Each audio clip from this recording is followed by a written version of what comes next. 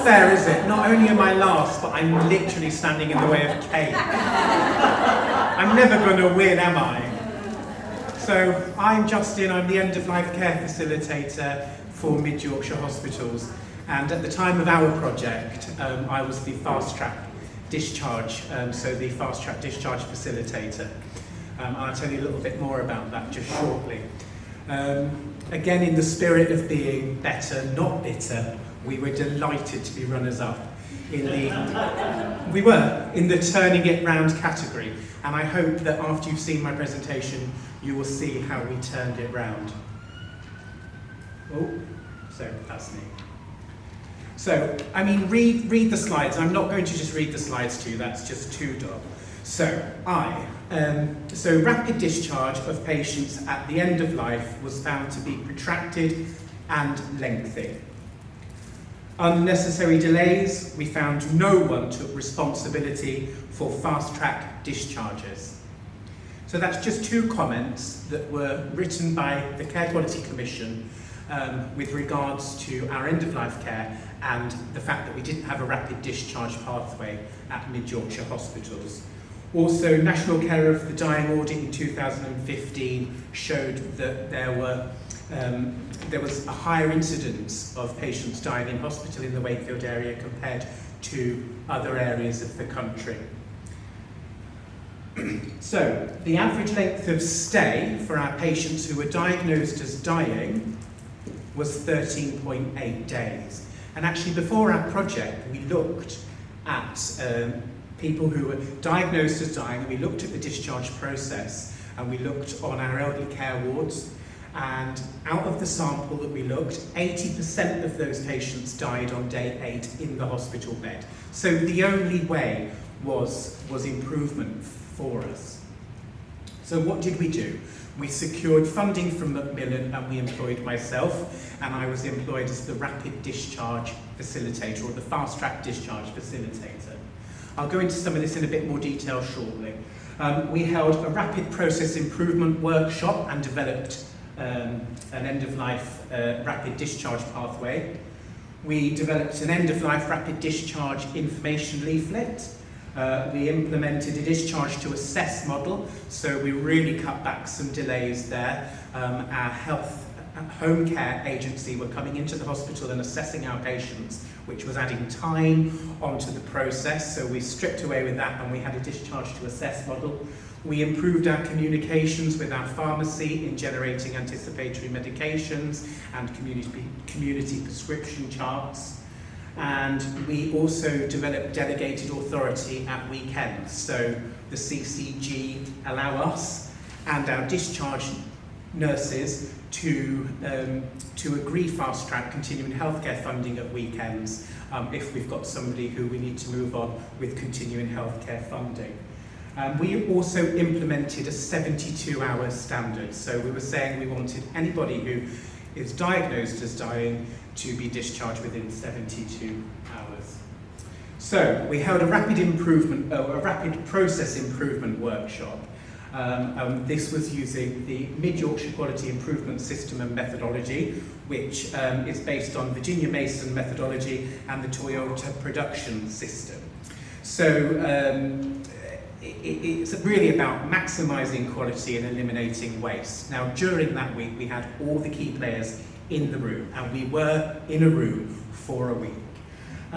We had people from the continuing healthcare, so the CCG, pharmacy, we had patient representatives from our patient experience carers groups, people from the hospice, ward teams, local authority were there, so some social workers, people from our intermediate care teams, and we literally were in a room for a week and we just thrashed out lots and lots of ideas. Now, I come back to my image for the day, which was hurdles. So actually, we had all the key players in the room, which helped us jump over the hurdles. If we couldn't jump over, we knocked them over, and if we couldn't knock them over, we walked round them. And actually, we really did unblock so much during that week, and it was so full of energy.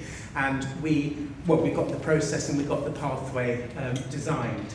So it was true partnership working, facilitated by a senior team at the Trust, so such an emotive and important subject. We had buy-in from the top, really.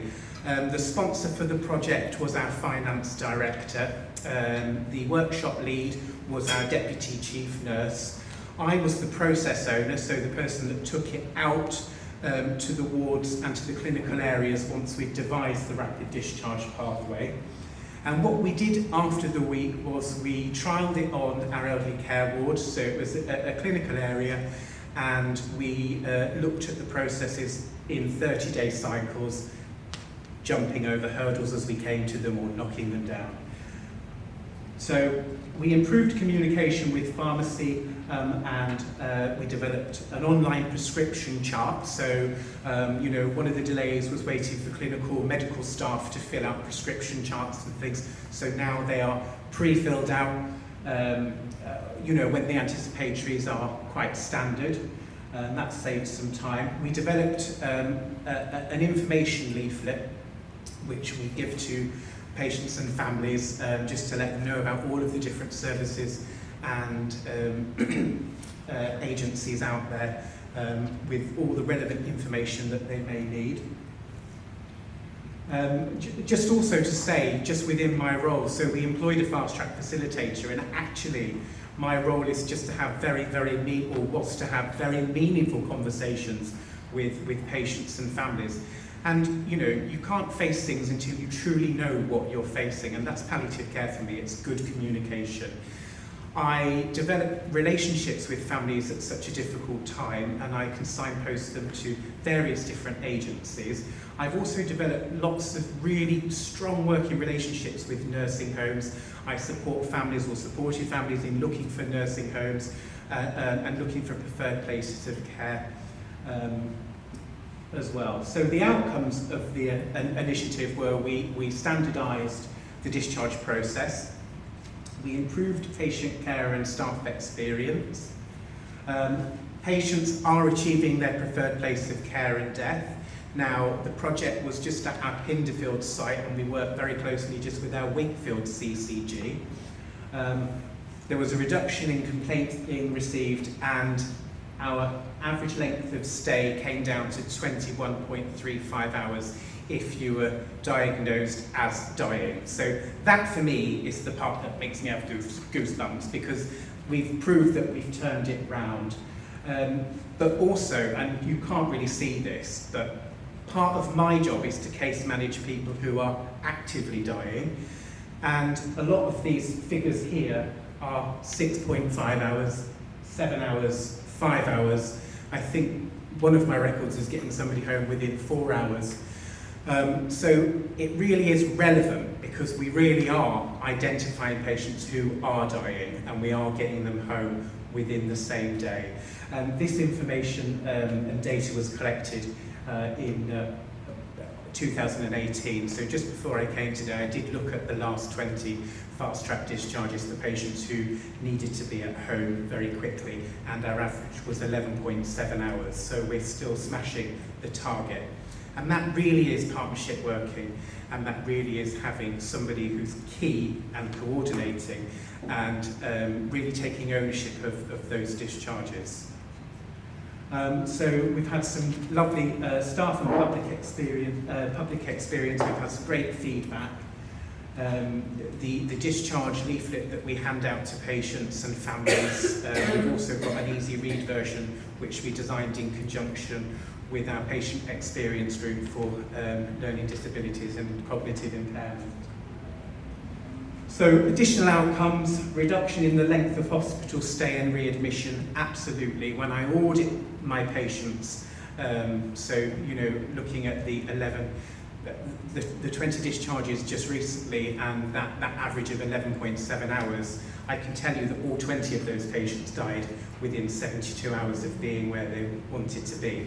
And that just shows me that it's effective, and it just shows me that it's absolutely appropriate, and that we're identifying absolutely at the right time and appropriately.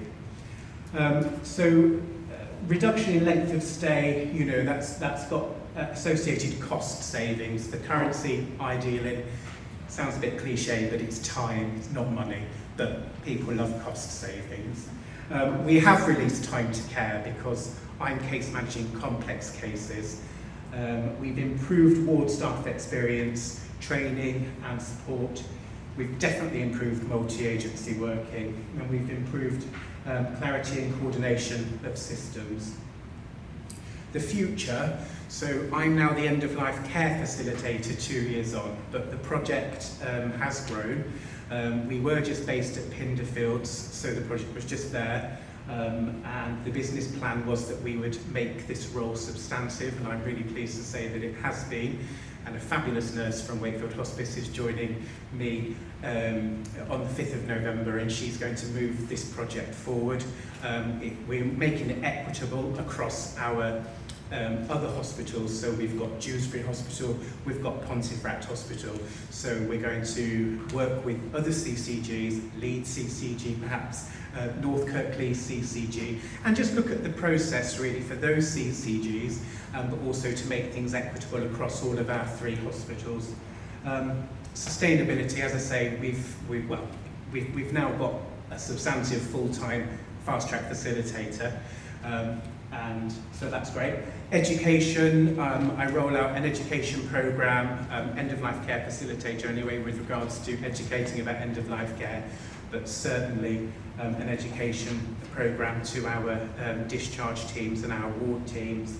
And then some of our achievements, well, we were delighted to be shortlisted at the PEN Awards and get runner-up. I'm going to the Macmillan Professionals Excellence Awards in November as a finalist for the Improvement Initiative Award, and we've spoken at conference about the project, and we're just really proud of the project. So for a patient to die in the place that they're choosing as experience, they'll only have once, absolutely. And just for me, just really quickly, 2 very, very quick stories, but this is what it's about for me. So a couple of discharges, one patient who just couldn't stop singing actually, and that's all he did. And that behaviour was thought to be challenging, so quite a few nursing homes were coming in and saying, well, he's not stopping singing. Well actually, if they really spoke to the patient, they'd realise that he was a singer, and him and his wife used to travel the country singing, and he just loved to sing. So I'm a trusted assessor for nursing homes, which again, that's stopped some of the delays in nursing homes not coming out to assess. So I assessed him, but I was able to pair him up with a nursing home I knew would care for him beautifully. And he went along to that nursing home, and they put on a karaoke party for the family. And he sang I Did It My Way. Oh. He did one last time, that's a true story, it's gorgeous. Sang I Did It My Way and died the next day. Also, just for me, for the role, and also just to highlight the importance of great communication, is a gentleman who lung cancer on high flow oxygen, and he just wanted to go home, and he wanted to die on his sofa with his wife next to him. So when we removed the high flow oxygen, he was going to desaturate and die quite quickly, and some of the symptoms could have been very unpleasant. So we were able to notify everybody that we were going to get him home, that he was going to die quite quickly, but that actually when he needed that medication, he was going to need it. So we communicated with the ambulance service, NHS 111, brought everybody together. They knew as soon as somebody dialed 999 to go to that house and to give that midazolam.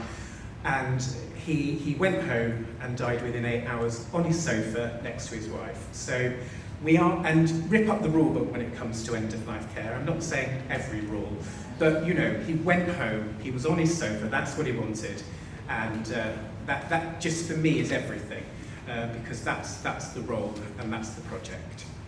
Thank you.